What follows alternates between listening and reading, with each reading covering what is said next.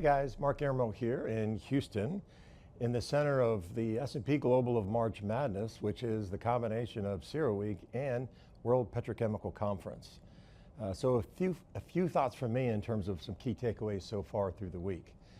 Number one, it's not lost on any of us that we are actually living in a historic time period with the greatest disruption to the energy ecosystem and major supply chains around the world in recorded history.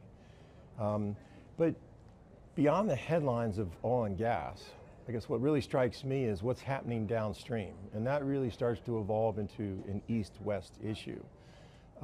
So down at the World Petrochemical Conference, as we came in talking about the longest downturn in the petrochemical industry ever, you now have an incident that is going to basically reduce supply coming out of the Middle East and Asia, which quite frankly leaves Europe and North America and Latin America poised to fill that supply gap. And if you can say there are winners and losers at the time of war, the North American and those companies that can supply that gap will benefit. Prices will rise as they are. Profitability for certain parts of the world will improve. And the supply chain is really what's important here, is because understanding your supplier is becoming a harsh reality, especially in the Asia Pacific market.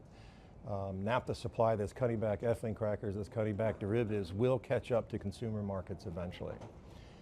So the last point I'll make is that just being part of the S&P Global enterprise at this point in time where we can bring such clarity to our clients on all aspects of those supply chains is an honor and a privilege to be having those conversations with the executives from all over the ecosystem, producers, consumers, traders, from upstream, downstream, from all parts of the industry.